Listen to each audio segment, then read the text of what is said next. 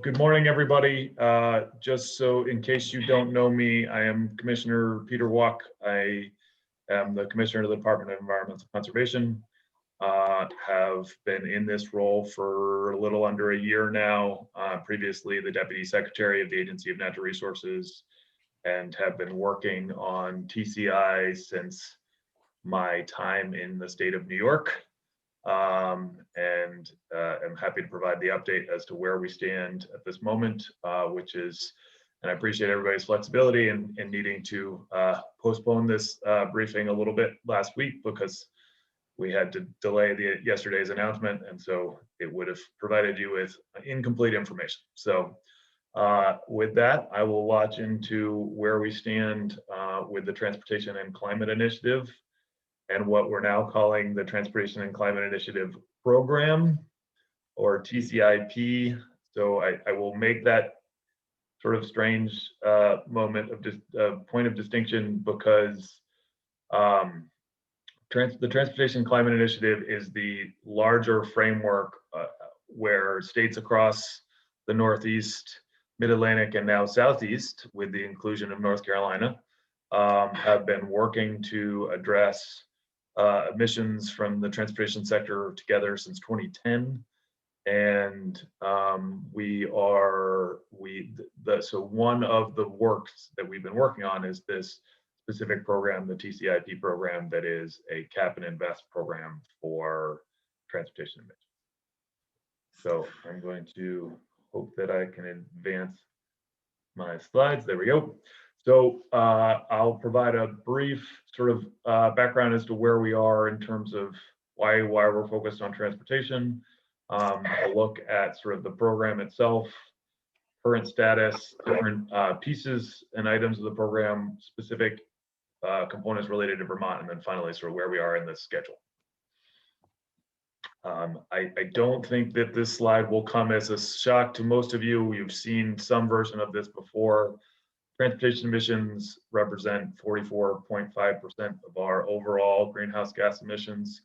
That number in the 2017 inventory, which we're hoping to get out within the next month, is going to increase, not because the overall emissions from transportation have significantly increased, but because our share from other sectors is going down, or quantities from other sectors are going down, specifically in the electricity sector.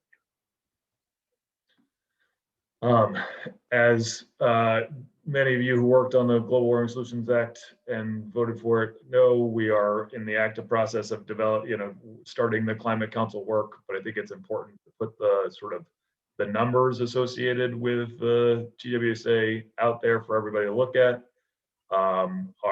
It includes both baseline years of 1990 and 2005, which have been used in different contexts over time. So we provide sort of background here as to what those million metric tons of CO2 equivalent would have been or were in 1990 and 2005, where they are as of 2016, and then where we need to be by 2025, 2030, and 2050. And just by way of explanation, our transportation sector in 2016 was almost half, as we said, 4.34 million metric tons.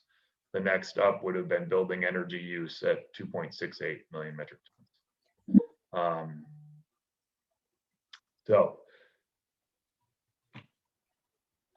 All right, so I get asked a lot what a cap and invest program is and how it works, and there are lots of details, but I think it's important to put it into historical context. As we look at the history of environmental regulations in this country and around the world, many of our programs developed largely as command and control type of environmental regulation, right? We tell a facility you can emit X amount of pollutant, and you are capped at that individually, and that's a requirement. You have to meet it, whether it's a financial burden to you or whether it works within your operational capacity, whether it would require building an entirely new facility, et cetera. Those are the requirements you have to make. We still have lots of those around around lots of different factors, a lot of environmental pollutants. It is a very, sort of classic way of dealing with pollutants.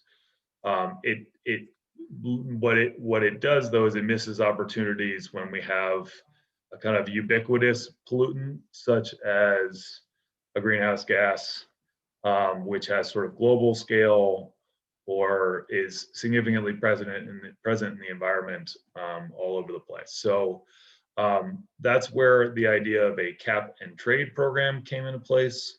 Rather than saying each one of you individually needs to reduce your emissions by such and such a percentage, I would tell the entire climate caucus, you have to collectively reduce your emissions by 25%. And you can work with each other to figure out who can do it most efficiently and decide what the value of that is and work yourself. So that worked really well as we were dealing with acid rain. It dealt with coal-fired power plants around the country, trying to get them to reduce SOx and NOx and all the precursors to acid rain. What it only dealt with, though, was the supply side of the electricity. So it made that electricity cleaner, but it didn't reduce any of the demand on that electricity, which would have beneficial results as well. So I think the numbers, and it's been a while since I've given this presentation, so I don't have them quite at the front of my mind, but I think numbers were something like over the 12 years of the program, there was a 43% reduction in acid rain precursors, while power increased from those facilities 26%. So we missed an opportunity to at least hold demand flat so that we could be getting significantly more reductions. This also, there was a component to the cap and trade program in the leaded gasoline phase down as well. And so has proved to be a useful measure over the course of time. I'll talk a little bit more about the Regional Greenhouse Gas Initiative, but that really brought into play in this country the idea of a cap and invest program. The invest component being efforts taken to reduce the demand for, in this case, for energy as a whole. So electric energy in the case of RGGI. As we talk about the acid rain example, had demand been reduced or held flat, then the overall reductions would have been more effective. RGGI does this, and we'll talk about it in a moment, by auctioning off allowances. So the allowances are the equivalent of the sort of the permit that you would get from a state normally that allows you to emit so much quantity of a pollutant. And so those, you now buy that on an auction, and those auction proceeds go to the states to invest in programs to further drive down emissions. So as we drive down emissions with those investments, the pressure on the cap, right, that capped level of emissions is lower, and therefore the price at the auction tends to go down. So it's a way to use the tools, the sort of market tools, to try to drive the most cost-effective action possible. So when in 2009, when RGGI launched the Regional Greenhouse Gas Initiative, which has many of the same states involved that are part of the TCI discussion, those major power plants were required to hold a certain number of allowances at the end of a compliance period, just as they would coming in, filing for a permit and saying, here's my, my permit fee and my information around what I emitted, here you go. This way, they have to submit all of the paperwork associated with how much they've emitted and surrender the same number of allowances to match those emissions. They're allowed to get those allowances either at the auction or by further buying and selling amongst themselves. In the period of, that we've seen of RGGI in the 11-year period, we have reduced that cap by 40% over that 10-year period, and it's due to be reduced another 30% from 2020 to 2030. So we've seen significant reductions in the cap, and the market sets the price based on the available number of allowances, and it has worked well at cost effectively reducing emissions from the electricity sector. I get lots of questions about where do those emission reductions come from. They have traditionally, or over the course of RGGI, not been from the production of renewable energy. It's primarily been through phasing out coal and moving towards natural gas. I just wanted everybody to be eyes wide open as to what the results have been, so that we don't assume different things. We all work from the same set of facts. But there's been exciting new developments of late. New Jersey has rejoined RGGI. They were one of the original members, left during the Christie administration, are now back. Virginia will participate in its first auction in this quarter, which is very exciting. They're a new member. And Pennsylvania, within the last year, has expressed a desire to join as well. And Governor Wolf and his administration are working towards joining. From a scale perspective, Pennsylvania's emissions match most, greenhouse gas emissions matched most of the rest of the Northeast, at least. The sort of original pre-Jersey, Virginia, RGGI states that had basically collectively the same amount of emissions as Pennsylvania did. So it makes the market significantly bigger and allows for even more cost-effective reductions.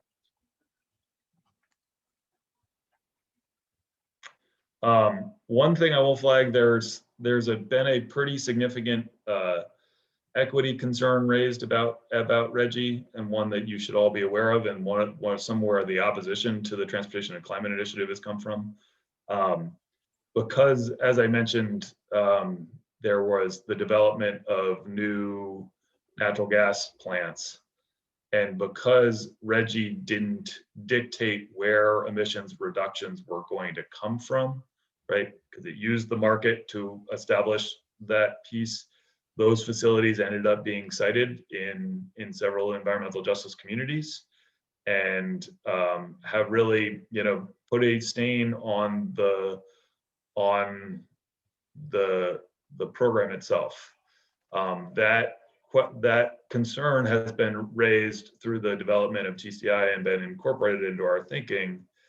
It's a little bit different in that transportation emissions come from, in terms of their location, come from where our transportation infrastructure exists. And so it's not likely that there will be a significant sort of new building of roads somewhere else that will lead to new placement. And the belief is that as transportation emissions drop across the region, that there will be benefits roughly spread, if not perfectly equally. If that makes sense. But it's definitely a concern.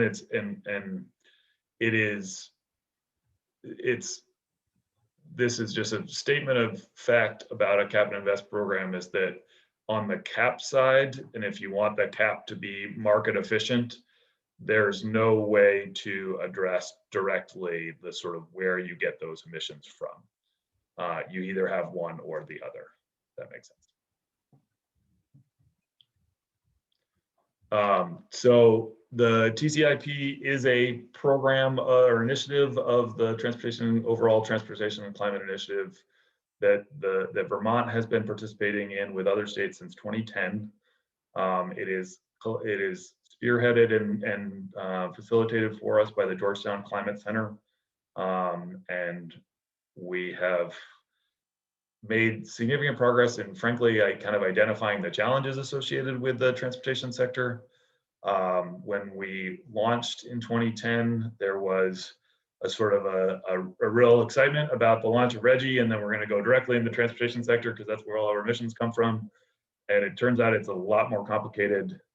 We are all individual emitters rather than large facilities, large point sources, and helping people switch out to different technology over time is more complicated than sort of being able to take a huge swath of emissions off the table by a power plant change out. So again, it was modeled after RGGI. We have chosen to look at a specific subset of transportation fuels to start. This is a policy choice, but it's also where most of our emissions come from, which is motor gasoline and on-road diesel. So what it doesn't include is aviation fuels, off-road diesel, and fuels used in port facilities.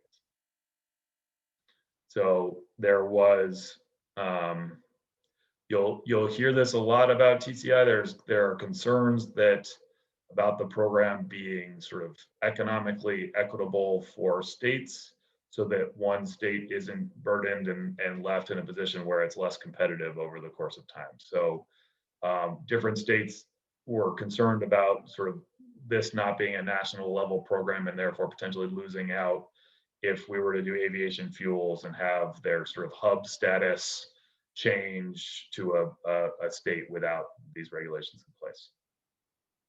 So just a little background. All right, so in December of actually I should say December 2018, we put out a statement that gave ourselves a year to develop an MOU, a memorandum of understanding, essentially the backbone agreement of this program. The orange states were the states that were involved at that point. So it was the darker orange. New York, Maine, and New Hampshire did not sign on to the statement, but they were participating until last year when we put out the draft MOU at about this time last year. New Hampshire said no immediately. Maine and New York have still been continuing to be part of the conversation, and North Carolina, kind of quietly in the background, has been participating in the development of things. And today is really, yesterday was really the first statement of intent by North Carolina to be part of the discussion. So what happened yesterday was 3 states, Massachusetts, Connecticut, Rhode Island, and the District of Columbia, agreed to sign the MOU and officially sort of begin the movement towards the launching of that program. And then many of the other states, Vermont included, signed onto a statement that said, we are not ready to sign the MOU yet, but we would like to continue to be part of the development of the program. And so therefore we are still going to be at the table working on the details of the program. And so the only outlier who's been involved, frankly, was the state of Maine. And I think they would like to still be at the table. They just couldn't get to the point where they could sign on to the statement yesterday. A bit about the sort of scale of where we stand and what's possible if this program were to encompass the whole region. So I will say that we'll talk a little bit more about schedule, but I think it's important to note now that yesterday's signing of an MOU leads to no emissions reductions until the auctions start, and we'll get to the timeline for when those start, so that you can see where Vermont could still fit into that initial auction.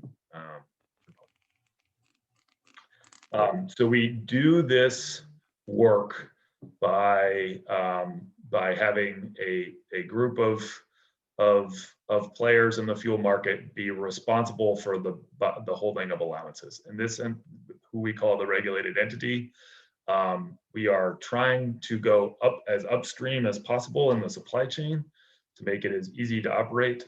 Primarily those people who own the fuel at the large terminals. We don't have a terminal in the state of Vermont currently. The Burlington facility was at one point considered a terminal. Now it's more considered a sort of a way station on the way to further distribution. And then the only other the regulated entity would come into play is if a fuel distributor brings fuel from outside of the TCI region into the region for sale. So for us, that would primarily be in the order of a distributor who might go up to the Port of Montreal, pick up fuel, bring it in, sell it in the state of Vermont. The person who brought that fuel in, the enterer, would be the regulated entity in that instance. Again, it's the implemented through a series of auctions and then a secondary market for regulated entities to buy and sell from each other. We have modeled what we anticipate the impact on the price of fuel to be based on the cost of the allowance under the sort of economic assumptions that we've made. We anticipate that that cost will roughly be 5 cents per gallon in the sort of first year, up to about 10 cents a gallon in, it's hard to know exactly what it's going to be out in the future, but somewhere in the sort of 10 cents per gallon out in 2032. So we looked at a 10-year time horizon. One of the things that we have put into place through RGGI that we incorporated here was soft bands on the market, so that the price doesn't get too high or too low. Though we call that the cost containment reserve and the emissions containment reserve. The cost containment reserve has been part of RGGI since the beginning. The emissions containment reserve is just getting ready to roll out. But essentially, the cost containment reserve means that if the price of allowances in the auction gets to be too high, right? Something sort of beyond a comfort level that all the states have said, we can deal with this price. If it gets too high, then more allowances are entered into the market, therefore supply and demand dropping the price down. The flip side is the emissions containment reserve. If the price of an allowance goes too low, we withhold allowances from the auction, therefore the price goes up a little bit and we get more reductions at that cost-effective manner. That is the ECR is a nice tool for sort of on-the-fly adjustments to the cap that would normally take the states getting back together and figuring out how we're going to adjust the cap and then implementing that through the rulemaking process over time. This is a way for the market to say, the market can get more efficient emissions reductions. We should let them do that and go forth from there. So that's kind of what those pieces entail.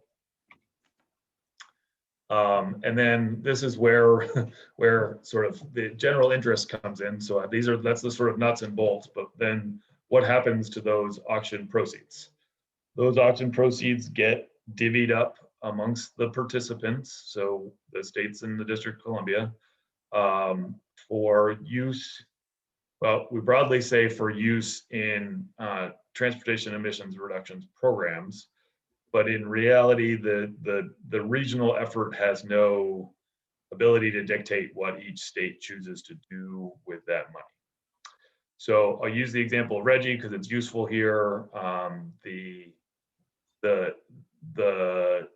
agreement was that we would use those monies to drive down emissions from the electricity sector. Vermont has bucked that trend and has because Efficiency Vermont existed already and there was a way to fund that and that work was ongoing, you and the legislature determined that RGGI should be spent on weatherization programs. So the non-low income weatherization incentive work that the energy efficiency utilities do are funded in part through the RGGI proceeds. So we get about $2 to $3 million a year from RGGI proceeds, and those are used for weatherization. You have determined through sort of the initial RGGI bill that you want the PUC to manage those funds, so have not weighed in year on year as to what the purpose of those funds would be, as you might do through the normal budgeting process, just by way of context. We have set a regional priority of trying to address equity concerns, address those overburdened and underserved communities to a tune of at least 35% of the revenues. Based on the way, sort of just thinking about the way we are spending our climate change dollars, if you will, now, much of that work occurs in the low income space at least. We haven't done as much work to address whether or not those funds are going towards communities of color or other areas where we think additional attention is needed. But certainly from an income perspective, when you think of low income weatherization, the EV incentives that you put into place a couple years ago are targeted towards low income. I can't remember what Capstone's program is called. There's got too many different names, but essentially getting somebody out of a old inefficient vehicle and getting them into a slightly newer, more efficient vehicle. Those types of programs would all qualify because they are intended to address those communities that are hardest to reach in terms of climate action.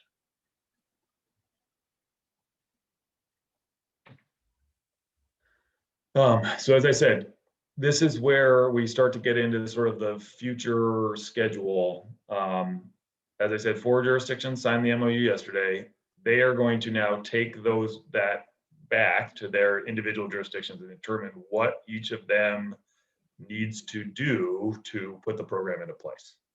Whether that be new statutory authority, directly into rulemaking, which we all do, or some combination thereof. So we will continue to be at the table through the development of what the sort of rule, the quote unquote model rule, sort of what language are we all using to form the basis of our individual rules to put into place in our states. That continues to work. That'll happen through the spring so that's hopefully ready to go so people can move forward with that work.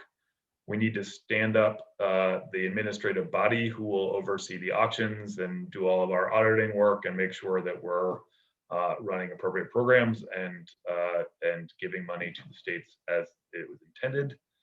And there is significant more work to do, sort of understanding the regulated entities environment to try to understand how to help them comply with the program and see what their needs are, what feedback that they may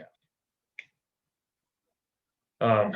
Just to sort of recap where we are, motor gasoline and on-road diesel, we talked about the position holders.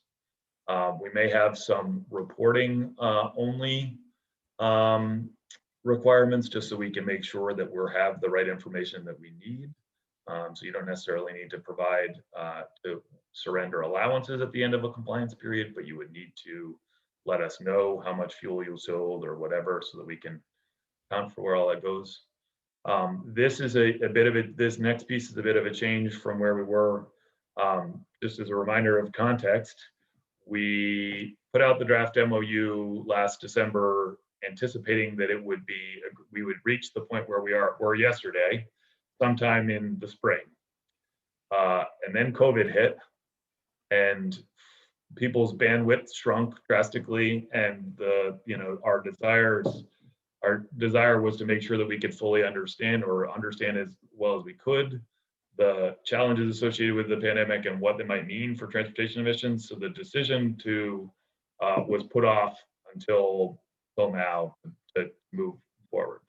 And so our original plan launch date of January 1, 2022, we didn't feel was possible. So instead, this structure is set up to have a reporting only year from 2022 to over the course of 2022, and then launch into the sale of allowances and the full compliance in 2023. There has been some discussion about the possibility of doing what are known as futures allowance auctions, essentially taking a portion of the available allowances in the first few years and selling them in advance of the program starting. That would do a couple of different things. One, it would sort of test the auction platform to make sure it all worked. The other is it would provide some initial seed capital for states to begin in the sort of investment side of the cap and invest.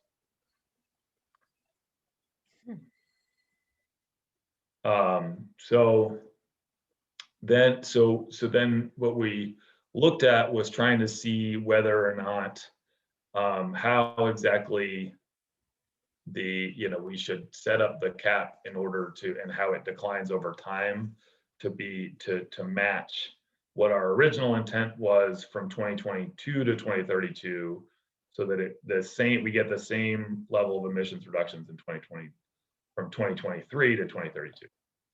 The other piece that came into play was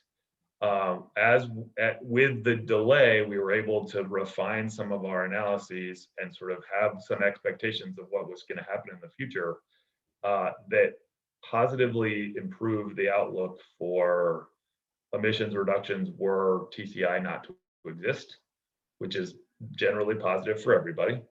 So essentially what that means is we can, with having the same price impact, you can decrease the cap over time more rapidly and get more emissions reductions over the course of that 10-year period.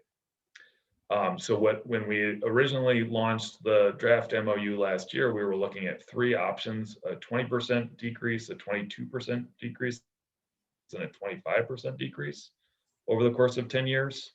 The 10-year period is now at 26 in the agreed upon MOU, and really it's more like a 30% reduction from 2023 over a 9-year period. So it's a sort of complicated bit of math, but basic idea is that we're able to get, because of kind of 3 components. One, the anticipated costs of EVs, and mostly batteries, is declining at a rate faster than we had anticipated. Many of the states have signed on to an MOU to move the medium and heavy duty sector along more rapidly. And then finally, with the Biden administration coming on, we anticipate that the CAFE standards, the fuel economy standards, will continue to exist and will be ratcheted down in a way that will be more efficient than we had anticipated originally. So those are positive developments in terms of overall emissions reductions, and therefore enable the program itself to achieve more at the same relative cost impact. And then we divide up that money based on sort of overall fuel sales share. So Vermont, whatever number of gallons of fuel we sold, we would equate that to emissions, and then we would get our share of that. The only difference is because some jurisdictions have some concerns about people buying fuel out of their jurisdiction and then driving into their jurisdiction and emitting there. It affects the New York City area. It affects DC quite substantially. Most of the driving done in DC is not by people who buy fuel in DC. And so there is a kind of we do this in a lot of programs that come down from the federal level, where there's like a small jurisdiction minimum. So everybody at least gets 1% of the total revenue. If all of the states were to eventually participate, Vermont would hit that 1%, we would be below that 1%, so we would benefit from that. Right now, the only jurisdiction to benefit is the District of Columbia.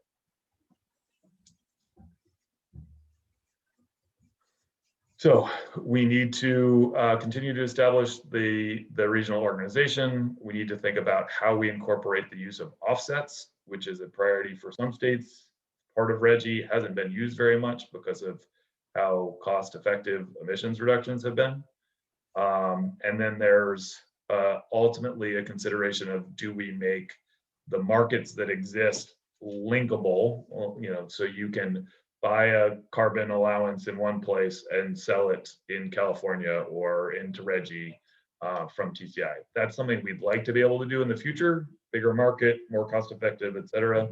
But there are lots of considerations in place. We've essentially not precluded that opportunity, but aren't ready to move forward with it yet. So we've gone through most of this. There are some pretty significant health benefits associated with the program. Not surprisingly, it doesn't have to do with greenhouse gases. It has to do with the other pollutants that are emitted when we drive vehicles. I'm not going to spend too much time, frankly, on the regulated entities. We've talked about it enough. We would anticipate, based on the sort of current cap about $18.5 million worth of revenue to the state of Vermont. As a reminder, roughly 25% of our fuel sales is to out-of-state visitors. And then we have a slide here in a moment that will come up to just show sort of where we stand, what TCI would mean in terms of emissions under the Global Warming Solutions Act context. We'd have to decide as a state that we were going to count Vermont's regional benefit in that program, right? So if we extrapolate Vermont's component cap down from the regional level, then if we took those numbers as where our emissions were, right, so that we accounted for the market flux and the fact that emissions are not going to come precisely from the same place every time, then we would have a significant benefit towards meeting our GWSA requirements. It doesn't necessarily, the benefit may not be there if, say, emissions reductions come in other places and we're not reaching it. But as thinking about the sort of goal of greenhouse gas emissions reductions, we want to see them decline everywhere. And so if they're declining sort of within the pool that we're thinking about, then it's worthwhile to consider how we factor in those reductions. As I mentioned, calculating health benefits is complicated, and it's involves things like how do you quantify avoided premature death. But there is a significant benefit regionally, and VDH, Vermont Department of Health, did an analysis as part of the 2016 Comprehensive Energy Plan that showed significant benefit to $1.1 billion in reduction and 2,000 fewer premature deaths if we were to have fully implemented that plan. So there are lots of potential benefits that aren't necessarily direct greenhouse gas benefits, but there are significant benefits otherwise. And from a macroeconomic standpoint, the program has almost no effect over the course of time. It has a slightly, and I mean very slightly, positive macroeconomic effect, simply from the investment of the proceeds, because they end up being, sort of, construction projects and other things that are on the ground that have economic output. That doesn't mean that those impacts are equitably felt. So that's something to bear in mind. There is a direct increase on the cost of the price of fuel, and therefore an impact on the ability of Vermonters to pay that increased cost.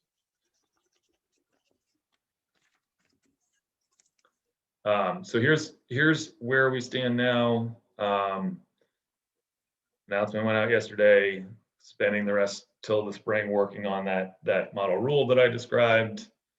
And then January of next year, the reporting period will begin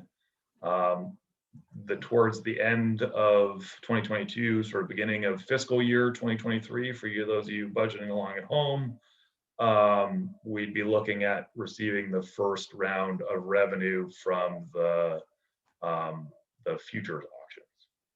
And then in 2023, the first compliance period would start, and therefore the first sort of official rounds of revenue to the state. And that is more than enough. Excellent. Thank you so much, Commissioner. I'm sure that you've got some head spinning at this moment. So I appreciate the presentation, and I'm sure folks will want to pore over the slides a bit after we're done. I'll share those with you so that you can have them. Great. I would love to invite folks who have questions to go ahead and raise their little blue hand. And since Senator Pearson is a co-host, he has to raise his physical hand. So Chris, do you have a question you want to kick off with? Sure. Commissioner, thank you very much. For folks that may not know, this represents years and years of his work throughout the I think probably 2 administrations. So thank you for that. Quickly, you mentioned there's sort of reporting happening in the short term. And I'm curious if Vermont's part of that, even though, we're sort of still at the dance, but we're not on the dance floor. And my second question is the price points. Is there any intersection with the price of gas? I mean, gas is about $1 a gallon cheaper, and I can hear the chattering political classes now being nervous about a 5-cent increase. So is there any correlation or any way of saying, well, as long as gas is below X, then we're doing this, or anything like that? So the answer to the first question is Vermont, until it signs the MOU, would not have regulations in place that would drive even reporting, if that makes sense. Technically speaking, we don't have to sign the MOU. The MOU is a document that helps sort of define where everybody is on the agreement. Newcomers to RGGI of late have not, we've not gone back and reopened the MOU. It's more about whether the regulation's in place, but until we have a sort of decision to move forward with those regulations, then Vermont would not participate in that piece. As to fuel prices, there is no sort of if-then kind of situation. Sometimes the market kind of takes care of those pieces on its own, right? Because if we think about the 5-cent impact on a gallon of gas has almost zero impact itself on what people choose to do in terms of purchasing vehicles, but it being $1 a gallon cheaper or $1 a gallon more expensive certainly has an impact on what people are doing with their future vehicle purchases. And so if it's higher and people are buying more efficient vehicles or electric vehicles, then that tends to make it easier to comply with the cap, and therefore prices go down. If prices of fuel are really low and people are buying large inefficient vehicles, then the price is likely to go up because people are buying those vehicles. Thank you. John Kalaki. Thank you. And Commissioner, thanks for all of this. This is really great. Why didn't Vermont commit? So at this point, that's a great question. I assumed it was come up, and it helps me sort of pivot into sort of what's next. At this point, it was put to governors of each state and the mayor of DC to determine whether this was the right moment to sign the MOU.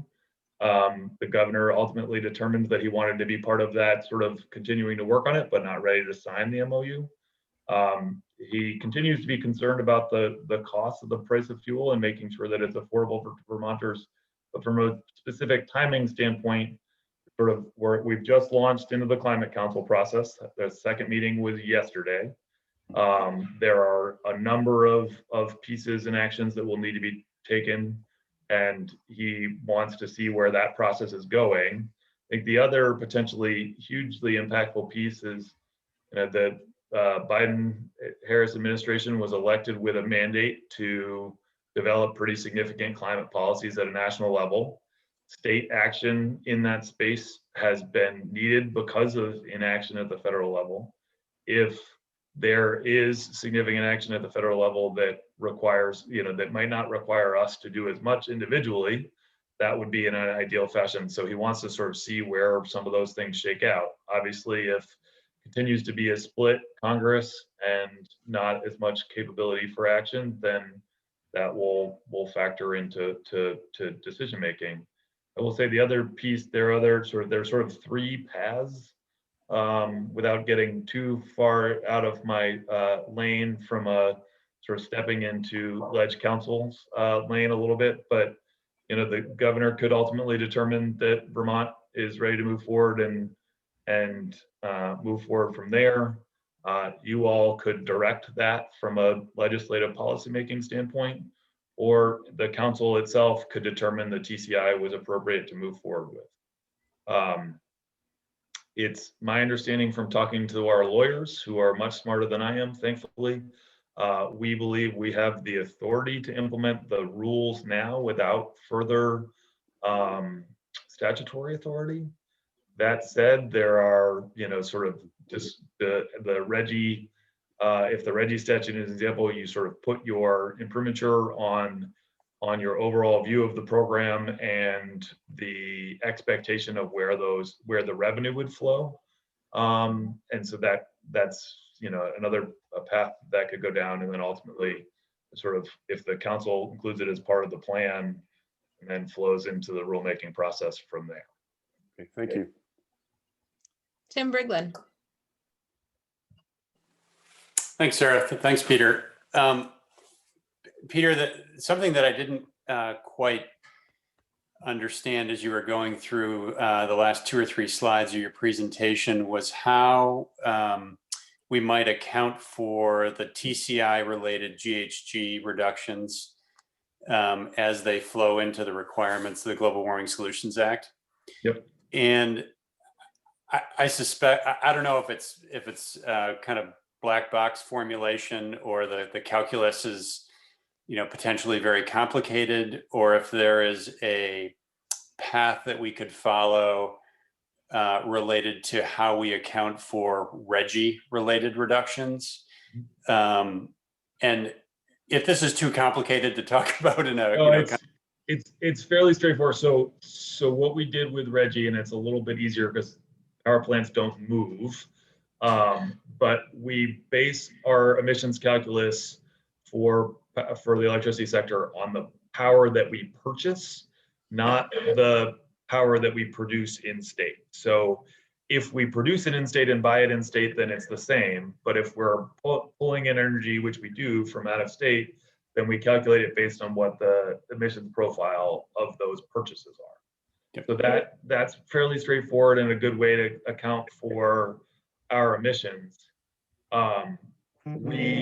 We calculate our transportation emissions currently in part based on modeling the EPA does, and in part based on our fuel sales. So those numbers could still show what Vermont specific emissions reductions are. But then, from an accounting standpoint, we would be missing the sort of extra work that might be happening, or we might be doing all of the work for the region, and therefore sort of over accounting for our own success as we calculate our own emissions, or the reverse might be true. And so one way you could do it is assuming the cap is a binding feature, right? Emissions will drop underneath the cap as it declines over time. You could essentially put in Vermont's total of that cap as what our emissions were in that year for the on-road diesel and motor gasoline components of our transportation emissions. And so just take that hard number, and if for whatever reason the cost containment reserve was triggered and therefore more emissions allowances went in, then we'd have to adjust that. But we could do that after we do it. We're looking back in time anyways, and so we could do it that way. That to me would be more sort of fair and be reflective of our participation, our intentional participation in a regional market for accounting for our emissions reductions. And therefore, say a bunch of the emissions reductions were to happen elsewhere, it would not require us to make further investments beyond what we're doing in order to hit Vermont specific targets. Great. Molly Burke. Thank you. Thank you, Commissioner, for all the work you've done on this. It's really, really wonderful. Could you just talk a little bit more? You made a comment that there were fewer costs for low-income people in the early years, but fewer benefits later. Sure. So that is primarily on sort of the ability to access. So if we were to, look at current incentive structures, they generally, if they're not directly targeted to low-income Vermonters, they end up supporting people who can afford to make those decisions already, or who this tips the scales enough to be able to make some of those decisions. If we're looking at like an EV incentive, And so that's really where the lack of benefit comes from. Generally speaking, fuel use increases with economic status, and so there's less of a direct cost to somebody who's using less fuel. If that makes sense. But it's from talking to this has been part of an effort of a team around the state looking at how this works, and the ACCD looks at what like the average family uses in terms of fuel a year, and it's roughly about 1,000 gallons of gasoline a year is the sort of average, sort of median Vermont family, and that ends up being, so that's at 5 cents a gallon in the first year, ends up being about a $50 a year increased cost. Sarah, you sent me a note. I do not have a hard stop at noon. I can keep going since there are good questions to be asked. Thank you. Thank you, Commissioner. Kurt McCormick. Actually, let me just send a note to the next meeting. I'm not in, but not really in charge of, just so that they know I'm going to be late. Okay. Thank you, Peter. I'm interested in that percentage of Vermonters, or not of Vermonters, but the percentage of gasoline sales or motor fuel sales that are made to non-Vermonters. And I'm wondering how that compares to the other states, the would-be states that would be in the compact. So, I mean, I'll be blunt that analysis is about half an inch deep. It's just by way of sort of providing some context. All of that is every year the major credit card companies report their sales information to us in a kind of aggregate way, so we have general idea of what's going on in our economy. And it's from that data that we can see that 25% of those sales are coming from out-of-state customers for fuel. We don't know what the sort of Vermont's share is in other states. We don't know, sort of how that racks and stacks, but just in terms of our annual visitors, I presume that we would benefit from that more than others. So you think we would benefit more than others? I do, there's one way to, so we Vermonter, like actual Vermont payers, yes, in terms of the Vermont economy, we would get back what we put in essentially,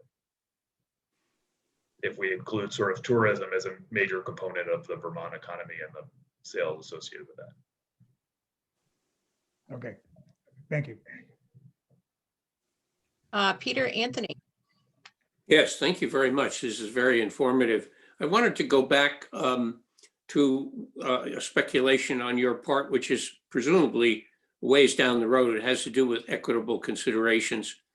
Allow me a working proposition. I suspect that as the program succeeds and the allowances are tendered, so to say, or reduced, the equity issues will become more prominent. And I say that because I suspect that the initial phases will pick the low fruit, and consequently the efficiency effects will not collide with the equity issues quite in the early years.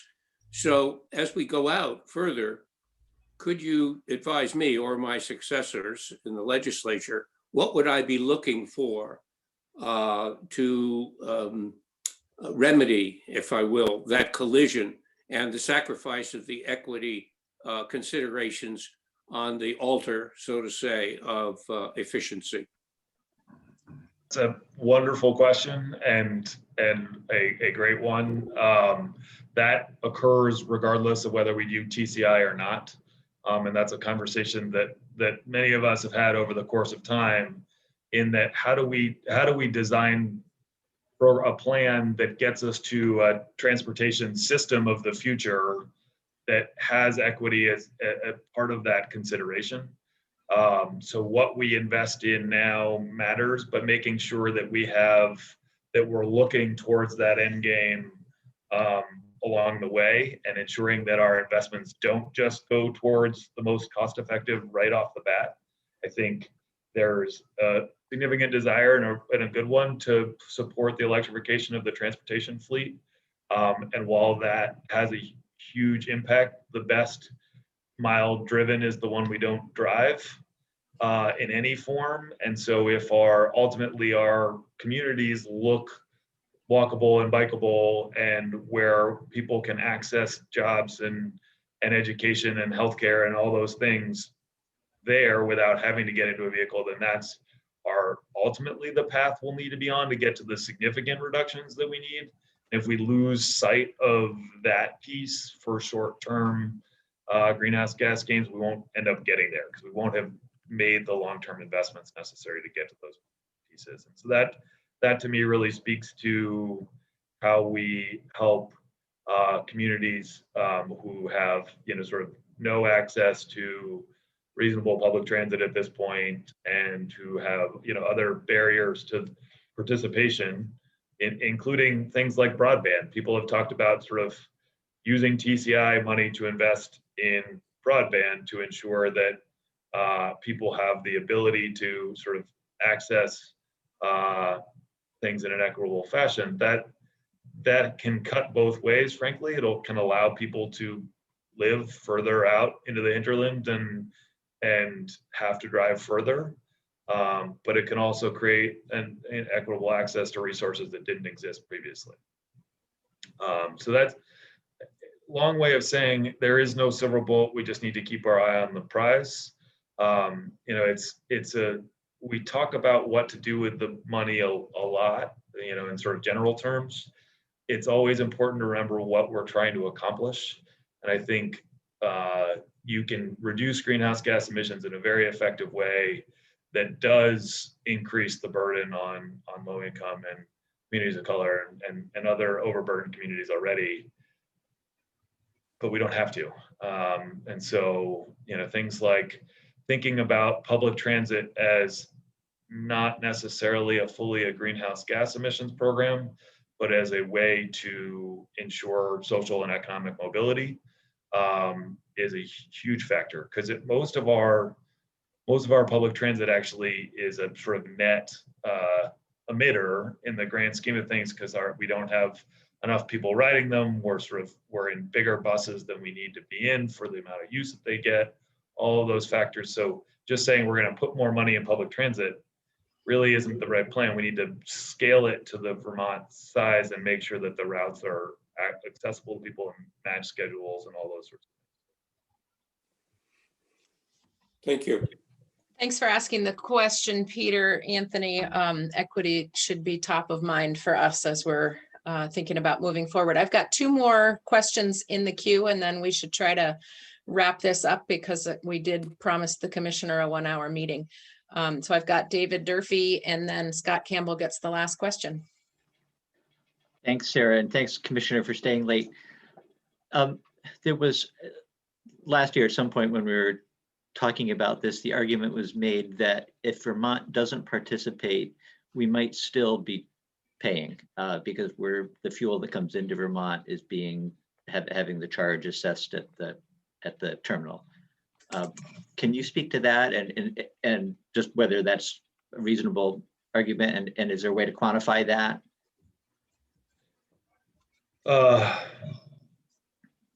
This is the question that I could spend about an hour talking about. It really involves kind of breaking down how the fuel supply chain works and how we get to costs that are different between Rutland and Montpelier and Burlington. The sort of differentiation in price across our states, pretty drastic. Bottom line is I can't answer that question for sure. A terminal operator, say, one in Massachusetts that has an obligation for the states around it, has to buy allowances. They have two sort of economic options. They can pass those full costs only on to the buyers from those states, and therefore there would be no impact on Vermonters and other states that weren't participating yet. Or they could spread those costs evenly around all of their buyers.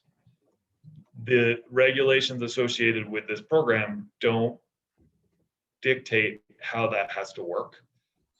And so it's a more of an economic competitiveness question, right? So if you have a terminal in a non-TCI jurisdiction that might have fewer allowances to buy, that only bills those to those states that participate. So say you have a New Hampshire terminal or a Maine terminal that is still selling to Massachusetts buyers.